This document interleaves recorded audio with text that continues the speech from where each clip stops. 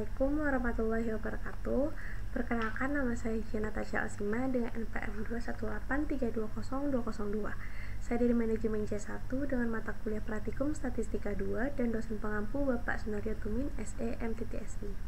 Baik, langsung saja di sini saya akan mempresentasikan tugas yang telah diberikan oleh Pak Sunaryo tentang validitas dan reliabilitas, tentang uji asumsi klasik, dan tentang regresi linear berganda. Sebelumnya saya sudah mengerjakan pengujian validitas dan reliabilitas, tetapi di sini saya akan mengolah data terlebih dahulu. Langsung saja saya akan menguji validitas menggunakan cara bivariate pada X1.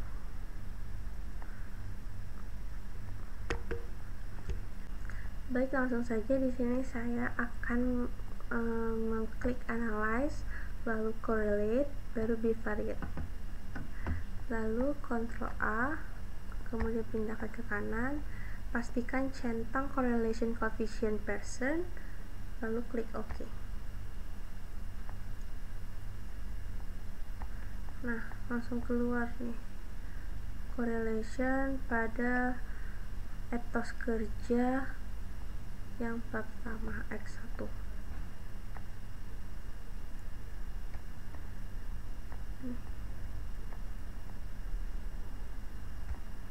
Di sini saya sudah memindahkan R hitung pada etos kerja 1 sampai dengan etos kerja 8. Yang etos kerja pertama 0,678. Sebentar. Etos kerja pertama 0,678, etos kerja kedua 0,561, etos kerja 3 0,581, etos kerja 4 0,638, etos kerja 5 0,464, etos kerja 6 0,607, etos kerja 7 0,390, etos kerja 8 0,529. Baik, R tabel di sini sebelumnya didapatkan dari karena jumlah respondensi pada etos kerja ini sebesar 123, maka rumusnya itu jumlah responden N kurang 2. Jadi 123 kurang 2, 121. Sebelumnya saya akan membuka R tabel.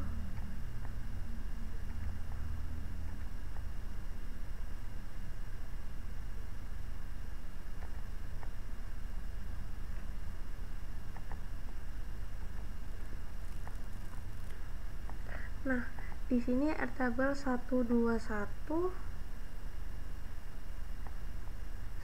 sebesar 0,177. Maka di sini dibuat 0,177.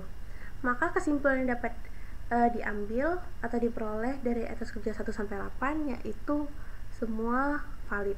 Tabel 1 menunjukkan bahwa setiap kuesioner dari variabel etos kerja memiliki nilai yang valid. Maka dengan demikian dapat dilanjutkan pada uji reliabilitas instrumen penelitian. Yang kedua, variabel profesionalisme. Berikut ini hasil uji validitas variabel profesionalisme pada tabel 2. Langsung saja saya akan mengolah data tersebut. Profesionalisme atau pengembangan SDM ya. Analyze, correlate, bivariate. Ctrl A ke kanan, pastikan centang correlation coefficient percent, klik OK. Nah, di sini juga udah terlihat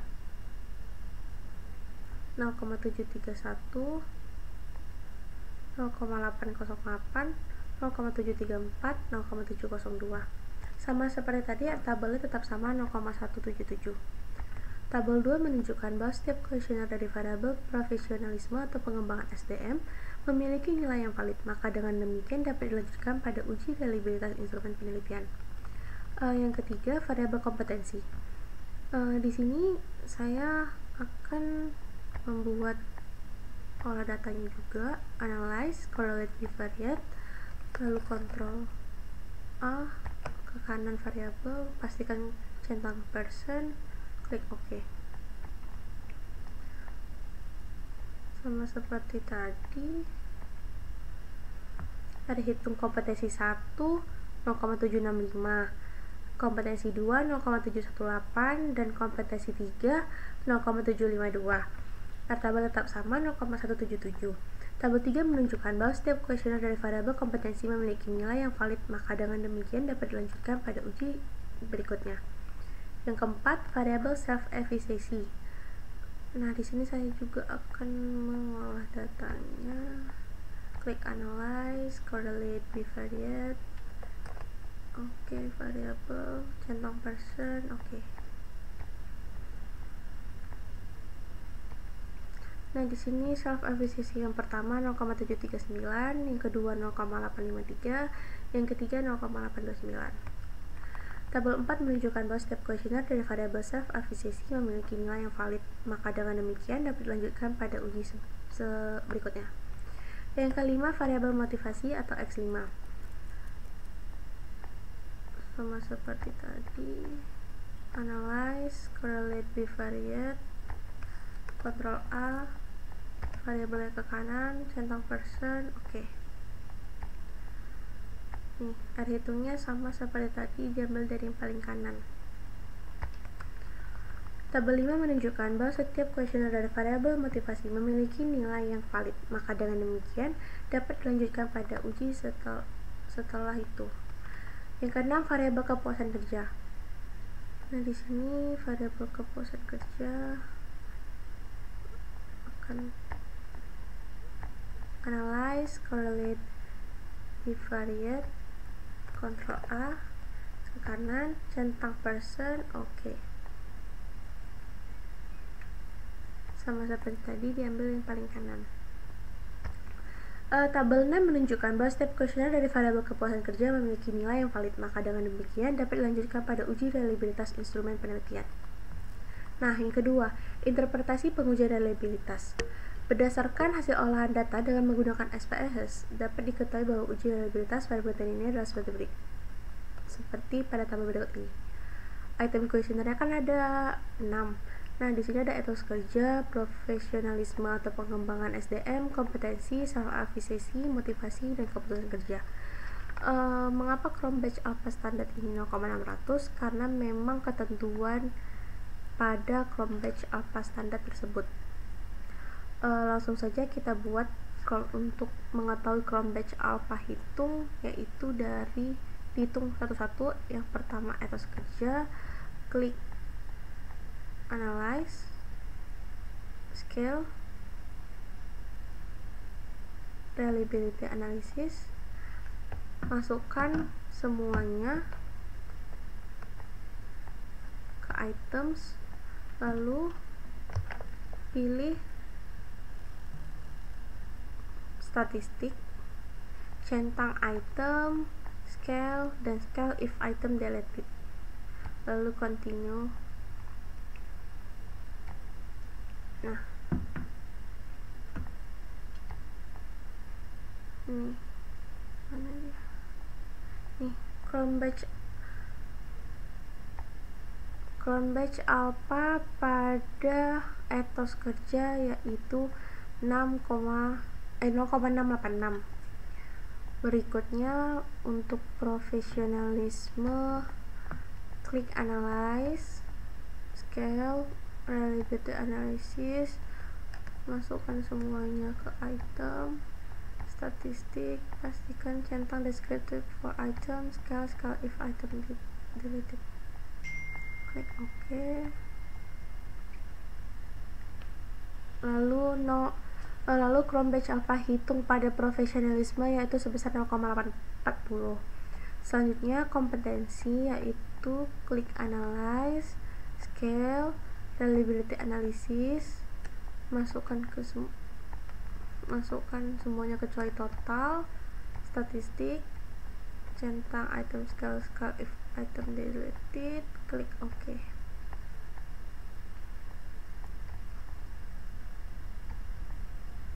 Nah, di sini 0,597 untuk kompetensi. Selanjutnya self-efficacy.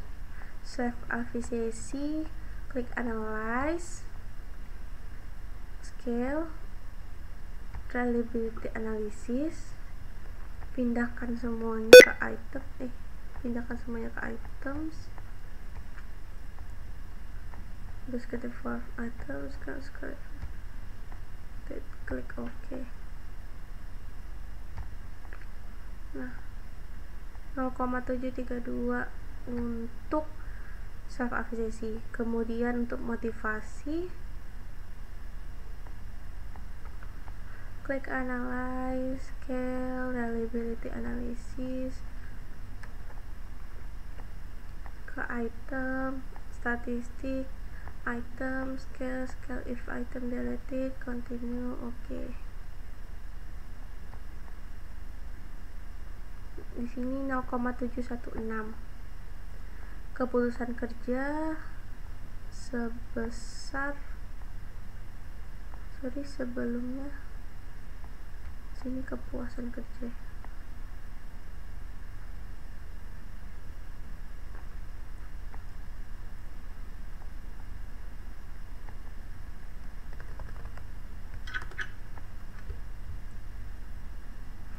Kepuasan kerja, analyze, scale, reliability analysis, masukkan sampai kepuasan kerja keempat, statistik, descriptive for item, scale if item deleted, continue.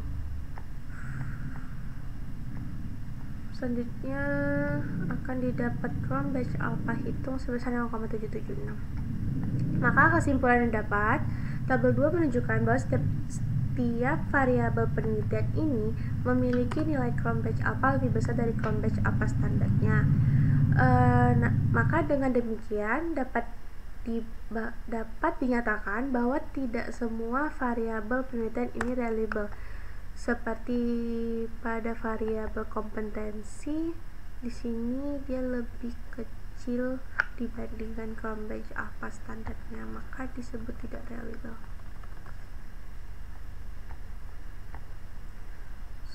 Selanjutnya saya akan melanjutkan hasil pengujian asumsi klasik. Sebelumnya saya close terlebih dahulu. Motivasi, etos kerja, serta kepuasan kerja. Nah, hasil pengujian asumsi klasik. Uji asumsi klasik merupakan salah satu syarat yang harus terpenuhi untuk membuat atau mendapatkan suatu model di dalam penelitian yang akurat. Terdapat 5 jenis asumsi klasik, yaitu sebagai berikut. Yang pertama, uji normalitas data. Ini di sini saya akan menjelaskan uji normalitas yang menggunakan gambar atau grafik. Yang kedua, uji linearitas. Uji ini dilihat dari hubungan antara variabel X dengan variabel Y. Yang ketiga, uji multikolinearitas. Uji ini untuk melihat apakah terdapat hubungan antara variabel bebas. Pada pengujian ini, hal ini sebaiknya antar variabel bebas tidak memiliki hubungan yang linear. Yang keempat, uji autokorelasi. Uji ini untuk melihat apakah secara antar waktu data-data yang ada pada setiap variabel memiliki hubungan dan keterkaitan antara satu dengan yang lainnya. Yang kelima, uji heteroskedastisitas. Uji ini untuk melihat apakah data-data pada setiap variabel merupakan data yang homos atau data yang heteros. Hal ini sebaiknya data itu termasuk homos. Yang pertama, uji normalitas. Uji normalitas ini sebelumnya akan saya buat di SPSS. Untuk data yang pertama, klik analyze, regression, linear, prestasi kerja itu masuk ke dependent, semuanya ini masuk ke independent. Lalu centang collinearity diagnostic dan Darwin Watson. Hal ini untuk menghasilkan hasil uji multikolinialitas dan centang Darwin-Watson untuk menghasilkan autokorelasi. Maka di antara 5 uji itu kita dapat 2 pengujian terlebih dahulu. Setelah itu continue, klik plots. Ada 2 pengujian klasik yang bisa kita peroleh. Yang pertama heteroskedastisitas dengan pendekatan scatter plot. Pada tampilan ini Y diisi dengan S resid atau residual, sedangkan X sama dengan Z pred, yaitu prediktor. Lalu jangan lupa centang histogram dan normal probability plot, cenderung lebih ke nilai residualnya. Berikutnya kita akan menguji normalitas data dengan mencentang histogram seperti yang sudah saya jelaskan di awal, bahwa untuk menguji normalitas data menggunakan teknik grafik dengan histogram dan normal probability plot. Continue. Di antara 5 uji klasik tersebut ada 1 pengujian yang belum dilakukan, yaitu uji linearitas. Untuk mendapatkan uji linearitas kita harus melakukan 4 pengujian ini terlebih dahulu. Jadi ada 2 pengujian. Yang pertama uji regresi linear sehingga menghasilkan sebuah 4 asumsi, yaitu yang pertama normalitas, multikolinialitas, autokorelasi, dan heteroskedastisitas. Sedangkan linear akan dilakukan pengujian berikutnya. Lalu klik OK. Lalu sementara kita menunggu hasil tersebut, langsung saja saya akan melakukan uji linearitas. Klik analyze, lalu compare means, klik means, lalu dependent list itu masuk ke variabel Y, yaitu prestasi kerja. Sementara itu etos kerja sampai kepuasan kerja masuk ke independent list. Lalu klik tombol option, pastikan centang test for linearity, kemudian yang lain diabaikan, lalu klik continue. Nah, langsung saja di sini saya mempresentasikan.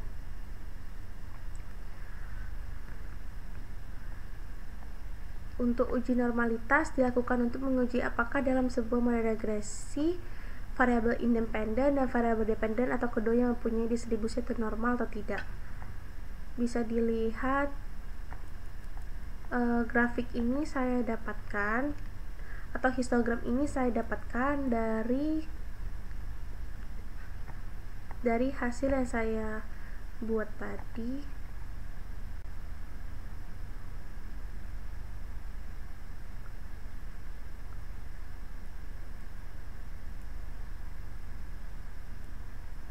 Nih, seperti ini.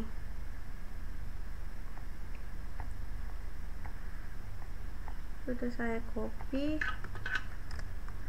Maka pada gambar di atas dapat disimpulkan bahwa data telah terdistribusi secara normal. Hal ini dikarenakan kurva histogram yang telah memiliki keseimbangan ke kiri dan ke kanan dan telah membentuk seperti lonceng yang sempurna. Note pada uji normalitas ini, jika lonceng tidak sempurna biasanya terlalu kurus dan tinggi, serta biasanya condong ke kanan atau ke kiri. Jika berada pada titik 0 tetapi kecil, itu termasuk lonceng yang tidak sempurna. Lanjut yang kedua, di sini normal plot of regression standardized residual bisa didapatkan dari sini.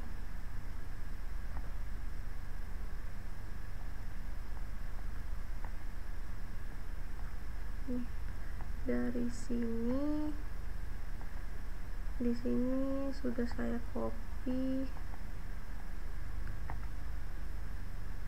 Ini sudah saya copy ke Word. Lalu gambar 2 memperlihatkan garis normal probability plot di mana variabel telah terdistribusi secara normal. Hal ini dikarenakan titik-titik penyebaran data menyebar mendekati garis diagonalnya. Yang kedua, uji linearitas. Pengujian linearitas ini dilakukan untuk mengetahui hubungan yang terjadi antara variabel bebas dengan variabel terikatnya. Dalam pengujian regresi linear, variabel yang baik adalah variabel yang memiliki hubungan yang linear antara variabel bebas dengan variabel terikatnya. Sebuah variabel dinyatakan memiliki hubungan yang linear jika nilai deviation from linearity lebih besar dari 0,05 atau hitungnya itu lebih besar dari 0,05. Berikut ini hasil pengujian linearitas pada pengujian ini dapat dilihat dari tabel berikut ini. Tabel yang pertama, pengujian linearitas 1, prestasi kerja dengan etos kerja. Untuk uji linearitas ini dapat menggunakan ANOVA tabel.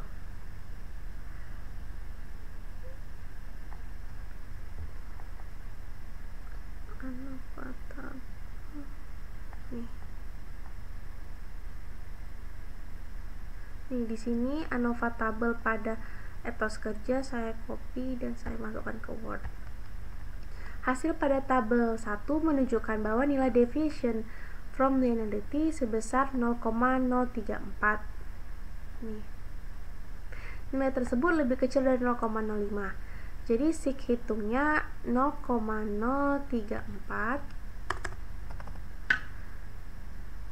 lebih kecil dari 0,05. Hasil tersebut menunjukkan bahwa hubungan antara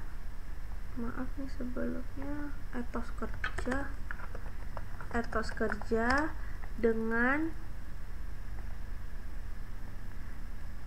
prestasi kerja hubungannya tidak linear.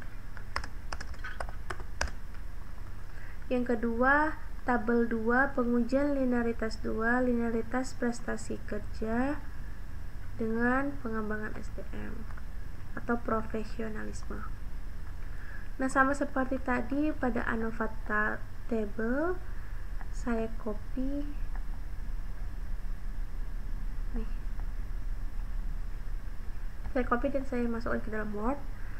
Habis itu hasil pada tabel 2 menunjukkan bahwa nilai deviation from linearity adalah sebesar 0,227. Nilai tersebut lebih besar dari 0,05. Jadi sig hitung 0,227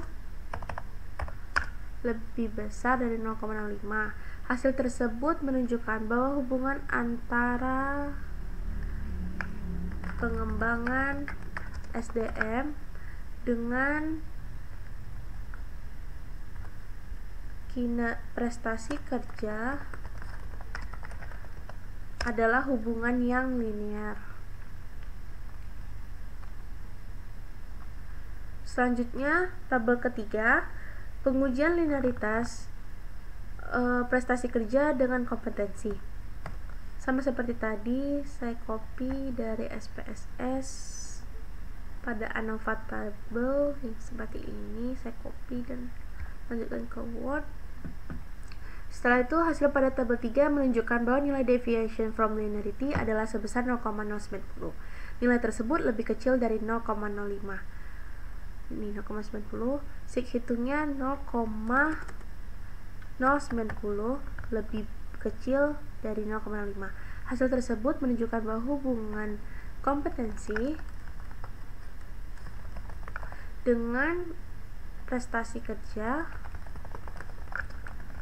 adalah hubungan yang tidak linear. Selanjutnya saya akan melanjutkan pengujian linearitas keempat, yaitu linearitas prestasi kerja dengan self efficacy. Saya mendapatkan tabel ini dari sini. Saya copy ke Word, lalu hasil pada tabel 4 menunjukkan bahwa nilai deviation from linearity adalah sebesar 0,022. Nilai tersebut lebih kecil dari 0,05. Sig hitung 0,022 lebih kecil dari 0,05. Hasil tersebut menunjukkan bahwa hubungan antara self efficacy dengan prestasi kerja adalah hubungan yang tidak linear. Berikutnya tabel 5. Pengujian linearitas prestasi kerja dengan motivasi.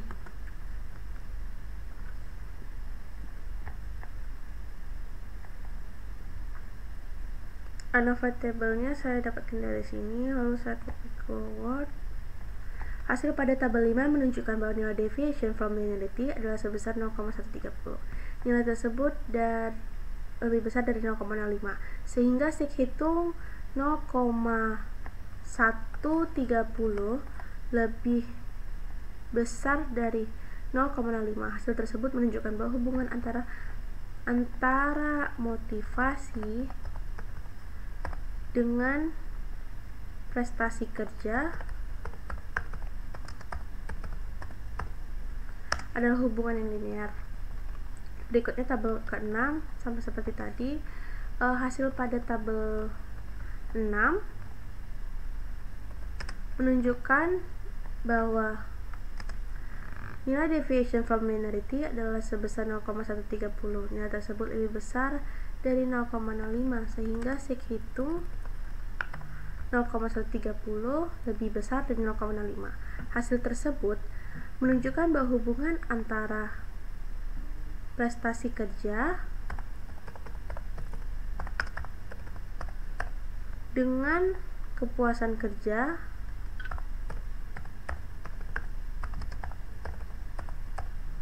adalah hubungan yang linear.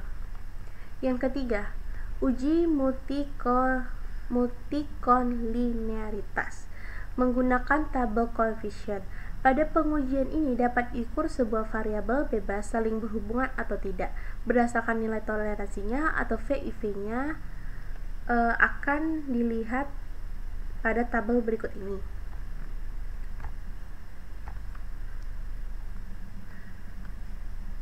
Koefisien ini saya dapatkan dari sini.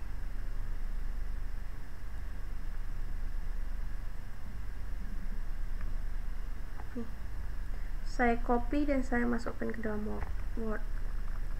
Berdasarkan tabel 5, nilai tolerance dan VIV dari variabel etos kerja adalah sebesar 0,781 dan 1280 untuk VIV. Sedangkan nilai tolerance dan VIV dari pengembangan SDM atau profesionalisme adalah sebesar 0,879 dan 1,138. Kemudian nilai tolerance dan VIV dari variabel kompetensi adalah sebesar 0,773 dan 1,293. Setelah itu nilai tolerance dan VIV dari variabel self-efficacy sebesar 0,817 dan 1,224. Dan yang paling terakhir, nilai tolerance dan VIV dari variabel motivasi adalah sebesar 0,745 dan 1,343. Maka nilai tolerance dan VIV pada setiap variabel telah memenuhi asumsi bahwa nilai tolerance lebih kecil dari 0,100, sedangkan nilai VIV lebih kecil dari 10, sehingga dapat disimpulkan bahwa semua variabel bebas tidak memiliki hubungan yang linear. Selanjutnya saya akan menjelaskan uji autokorelasi. Uji ini bertujuan untuk menguji apakah dalam model regresi linear ada korelasi antara kesalahan pengganggu pada periode T dengan kesalahan pengganggu pada periode sebelumnya. Hanya digunakan untuk data-data keuangan atau time series. Tabel autokorelasi menggunakan tabel summary. Uji ini diuji pada Durbin-Watson dengan ketentuan yang pertama, 1,65 itu lebih kecil dari Durbin-Watson, lebih kecil dari 2,35. Hasilnya itu tidak ada autokorelasi. Yang kedua, 1,21 lebih kecil dari Durbin-Watson, lebih kecil dari 1,65, atau 2,35 lebih kecil DW, lebih kecil 2,79, maka tidak dapat disimpulkan. Yang paling terakhir, DW lebih kecil dari 1,21 atau DW lebih besar dari 2,79, maka terjadi autokorelasi. Selanjutnya, uji autokorelasi ini dilakukan pada tabel model summary. Langsung saja saya copy yang sudah saya copy itu di bagian seperti ini.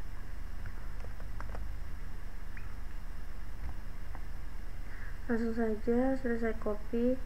Berdasarkan tabel 6 menunjukkan bahwa nilai Darwin-Watson atau DW sebesar 1,534.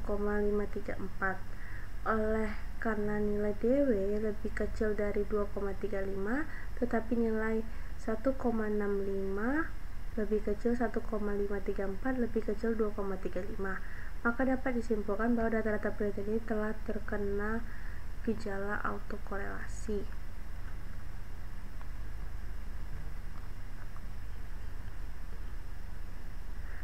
Yang terakhir, uji heteroskedastisitas.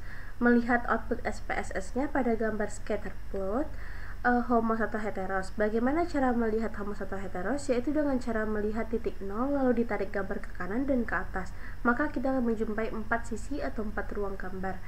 Jika berada di dalam satu berisi 4 kotak tersebut, maka data kita disebut homos. Jika membentuk pola tertentu seperti ngumpul satu tempat, dapat disimpulkan bahwa data itu data yang heteros. Sudah saya copy seperti yang sebelumnya. Pada gambar 3 di atas terlihat penyebaran residual cenderung tidak teratur. Terdapat beberapa plot yang berpencar dan tidak membentuk pola tertentu, sehingga dapat disimpulkan tidak terdapat gejala heteroskedastisitas pada model regresi dalam penelitian ini. Dan saya sudah menyelesaikan hasil uji validitas dan reliabilitas dan hasil uji asumsi klasik. Sekarang saya akan menjelaskan hasil uji regresi linear berganda. Sebelumnya, regresi linear berganda itu merupakan model regresi yang melibatkan lebih dari satu variabel independen. Hal ini dilakukan untuk mengetahui arah dan seberapa besar pengaruh variabel independen terhadap variabel dependen. Langsung saja saya buat klik analyze, regression, dan linear. Dependen masuk ke prestasi kerja masuk ke dependen. Lalu independen masuk ke semuanya. Lalu jangan lupa klik statistik, lalu centang collinearity diagnostik. Sudah.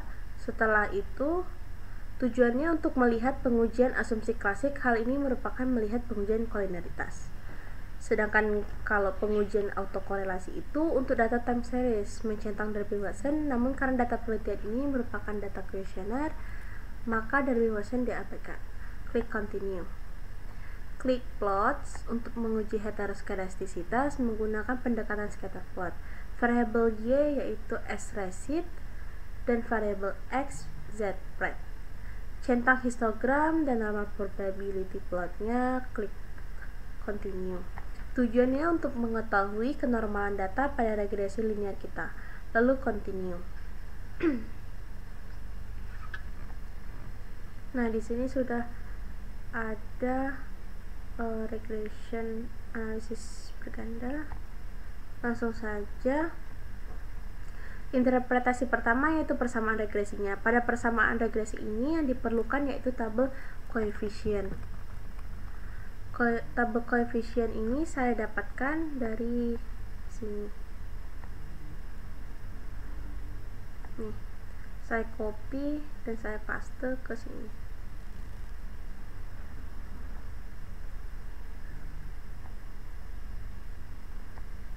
Nah, langsung saja berdasarkan pada tabel 1, maka dapat disusun model penelitian ini adalah sebagai berikut. Y sama dengan A tambah B1X1 tambah B2X2 tambah B3X3 tambah B4X4 tambah B5X5 tambah B6X6. Y sama dengan A itu yaitu 0,687, B1X1 sama dengan 0,119X1 tambah 0,129X2 tambah 0,465X3 tambah 0,140X4 tambah 0,458X5 tambah 0,187X6. Sebelumnya ini saya hapus. Nah, dilihat dari persamaan linear tersebut, maka dapat dikatakan bahwa hubungan dalam model penelitian ini adalah hubungan linear positif. Model penelitian dalam bentuk persamaan regresi linear berganda di atas dapat diartikan sebagai berikut. Jika nilai etos kerja, pengembangan SDM, kompetensi self-efficacy, motivasi, dan kepuasan kerja tidak mengalami perubahan, maka dapat dikatakan bahwa kinerja para pekerja adalah sebesar 0,678 satuan tertentu. Berikutnya yang kedua, jika nilai etos kerja mengalami perubahan pada satuan tertentu, maka akan meningkatkan nilai prestasi kerja para pekerja sebesar 0,119 satuan tertentu dengan asumsi bahwa variabel-variabel lainnya dalam model penelitian ini tidak mengalami perubahan yang sama. Yang ketiga, jika nilai pengembangan SDM atau profesionalisme mengalami perubahan pada satuan tertentu, maka akan meningkatkan nilai prestasi kerja para pekerja sebesar 0,129 satuan tertentu dengan asumsi bahwa variabel-variabel lainnya dalam model penelitian ini tidak mengalami perubahan yang sama. Yang keempat, jika nilai kompetensi mengalami perubahan pada satuan tertentu, maka akan menurunkan nilai prestasi kerja para pekerja sebesar 0,465 satuan tertentu dengan asumsi bahwa variabel-variabel lainnya dalam model penelitian ini tidak mengalami perubahan yang sama. Yang kelima, jika nilai self-efficacy mengalami perubahan pada satuan tertentu, maka akan meningkatkan nilai prestasi kerja para pekerja sebesar 0,140 satuan tertentu dengan asumsi bahwa variabel-variabel lainnya dalam model penelitian ini tidak mengalami perubahan yang sama. Yang keenam, jika nilai motivasi mengalami perubahan pada satuan tertentu, maka akan meningkatkan nilai prestasi kerja para pekerja sebesar 0,458 satuan tertentu dengan asumsi bahwa variabel-variabel lainnya dalam model penelitian ini tidak mengalami perubahan yang sama. Dan yang terakhir, jika nilai kepuasan kerja mengalami perubahan pada satuan tertentu, maka akan meningkatkan nilai prestasi kerja para pekerja sebesar 0,187 satuan tertentu dengan asumsi bahwa variabel-variabel lainnya dalam model penelitian ini tidak mengalami perubahan yang sama. Berikutnya masuk ke pengujian hipotesis. Secara parsial ini dijelaskan dulu kata-katanya seperti pengujian secara parsial merupakan pengujian atas variabel bebas terhadap variabel terikat secara satu per satu. Pada pengujian ini akan dibandingkan nilai T hitung dengan T tabel. Untuk melakukan hipotesis ini, ada hal yang harus ditetapkan terlebih dahulu, yaitu seberapa besar nilai tabel. Karena dalam pengujian parsial ini, kita harus membandingkan nilai T hitung dan nilai T tabel yang sudah saya bilang tadi, atau dapat menggunakan dengan nilai sig untuk menentukan degree of freedom dengan cara N kurang K kurang 1. Berdasarkan pada tingkat kepercayaan penelitian sebesar 95% dan tingkat alfa sebesar 5% dengan penelitian metode 2 sisi. Maka berdasarkan jumlah data pada penelitian ini sebanyak 1, 2, 3 responden. Maka dapat ditentukan nilai derajat bebas penelitian ini adalah sebesar 1, 2, 3 kurang 6 kurang 1 sama dengan 116. Dengan jumlah derajat bebas sebesar 116, maka dapat ditentukan besaran nilai T tabel adalah 1,658. Dari mana saya dapat mendapatkannya? Dari sini. 116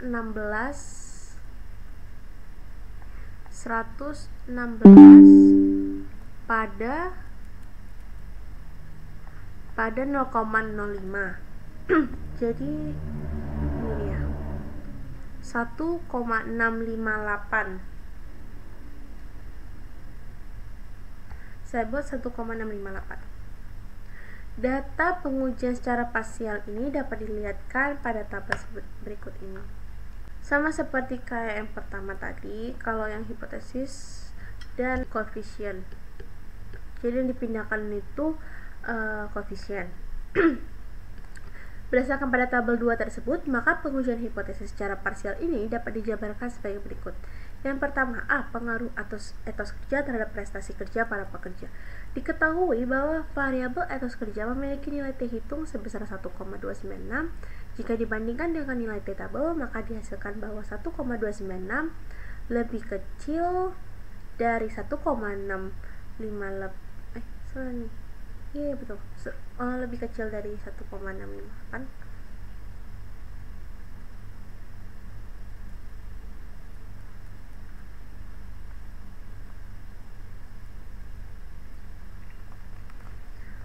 Maka langsung saja berdasarkan pada tabel 2 tersebut, maka pengujian hipotesis secara parsial ini dapat dijabarkan sebagai berikut. Yang pertama, pengaruh etos kerja terhadap prestasi kerja para pekerja. Diketahui bahwa variabel etos kerja memiliki nilai T hitung sebesar 1,296. 1,296 ini didapat dari sini. Nih, nilai T. Jika dibandingkan dengan nilai T tabel, maka dihasilkan bahwa 1,296 lebih kecil dari 1,658 dengan tingkat signifikansi sebesar 0,197 dibandingkan dengan nilai alfa penelitian sebesar 0,05, sehingga disimpulkan bahwa ada pengaruh etos kerja terhadap prestasi kerja para pekerja. Yang kedua, pengaruh pengembangan SDM terhadap prestasi kerja para pekerja. Diketahui bahwa variabel pengembangan SDM atau profesionalisme memiliki nilai T hitung sebesar 1,486. Jika dibandingkan dengan nilai T tabel, maka dihasilkan bahwa 1,486 lebih kecil dari 1,658 dengan tingkat signifikansi sebesar 0,140 didapat dari sini. Kemudian dibandingkan dengan nilai alfa penelitian sebesar 0,05, sehingga disimpulkan bahwa ada pengaruh pengembangan SDM terhadap prestasi kerja para pekerja. Yang ketiga, pengaruh kompetensi terhadap prestasi kerja para pekerja. Diketahui bahwa variabel kompetensi memiliki nilai T hitung sebesar 3,471. Nanti signya 0,01. Jika dibandingkan dengan nilai T tabel, maka dihasilkan bahwa 3,471 lebih besar dari 1,658 dengan tingkat signifikansi sebesar 0,001 dibandingkan dengan nilai alfa penelitian sebesar 0,05, sehingga disimpulkan bahwa ada pengaruh kompetensi terhadap prestasi kerja para pekerja. Yang keempat, pengaruh self-efficacy terhadap prestasi kerja para pekerja. Diketahui bahwa variabel self-efficacy memiliki nilai T hitung sebesar 1,100.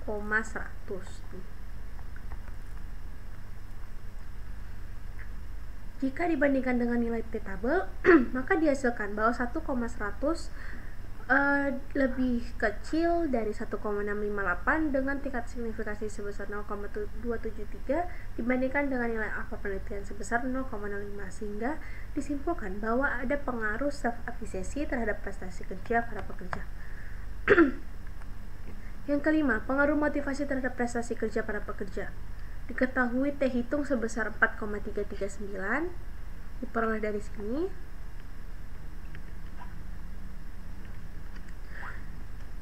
Jika dibandingkan dengan nilai T tabel, maka dihasilkan bahwa 4,339 lebih besar dari 1,658 dengan tingkat signifikasi sebesar 0,000.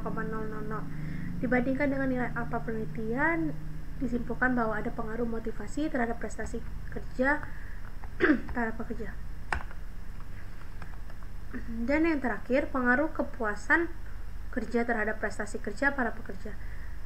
T hitungnya sebesar 1,424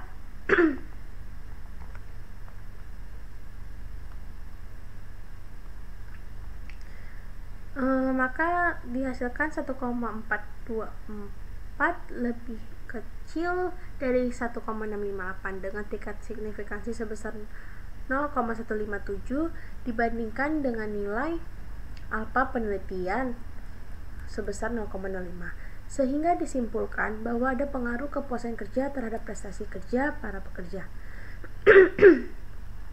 Langsung saja masuk ke pengujian hipotesis secara simultan. Uji serempak dilakukan untuk melihat tingkat signifikansi etos kerja, pengembangan SDM, kompetensi, self-efficacy, motivasi, dan kepuasan kerja secara simultan terhadap prestasi kerja para pekerja. Adapun hasil uji secara simultan dapat dilihat pada tabel di bawah ini. Tabel 3 ANOVA ini didapat dari sini. Dan sudah saya copy. Uji ANOVA merupakan uji pendekatan simultan. Sama dengan uji parsial tadi, namun secara simultan ada 2 DF yang kita akan gunakan. Ada pembilang sebagai DF1 dan ada penyebut sebagai DF2. Untuk menentukan DF1 maka dapat digunakan rumus K-1, di mana K adalah jumlah variabel bebas ditambah variabel terikat. Sehingga dapat ditentukan besarnya DF1 adalah 7 kurang 1 sama dengan 6. Selanjutnya untuk menentukan besaran nilai DF2 dapat digunakan rumus N kurang K, di mana N adalah jumlah responden dan K adalah jumlah variabel bebas. Sehingga dapat ditentukan besaran nilai DF2 adalah 1, 2, 3 kurang 7, 116.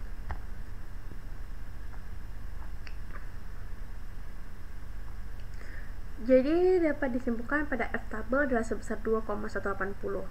Dapat dari mana saya? Dari tabel F, kemudian 116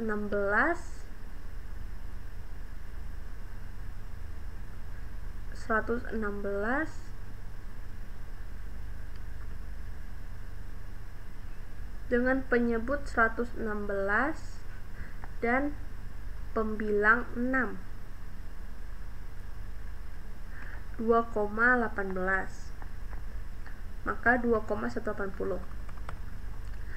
Berdasarkan pada hasil tabel 3 dan nilai F tabel, dapat diketahui bahwa nilai F hitung lebih besar dari nilai F tabel, di mana nilai F hitung adalah sebesar 18,377, lebih besar dari F tabel sebesar 2,180. Dengan nilai probabilitas pada pengujian ini adalah sebesar 0,000. Nilai probabilitas tersebut lebih kecil dibandingkan dengan nilai alfa 0,05, sehingga dapat disimpulkan bahwa secara bersama-sama etos kerja, pengembangan SDM, kompetensi, self-efficacy, motivasi, dan kepuasan kerja secara simultan terhadap prestasi kerja para pekerja. Nah, di sini yang paling terakhir, koefisien determinasi digunakan, yaitu dengan melihat tabel model summary. Uji ini untuk melihat seberapa besar variabel bebas menjelaskan variabel Y. Mengapa menggunakan nanti kita R square? Karena nilai edges R square digunakan pada variabel-variabel tertentu itu mengalami perubahan baik penambahan atau pengurangan. Sementara itu R square digunakan sekali pengujian saja, sehingga hanya membutuhkan nilai R square. Ketika terjadi perubahan variabel penambahan atau pengurangan, maka pada pengujian berikutnya memakai edges R square.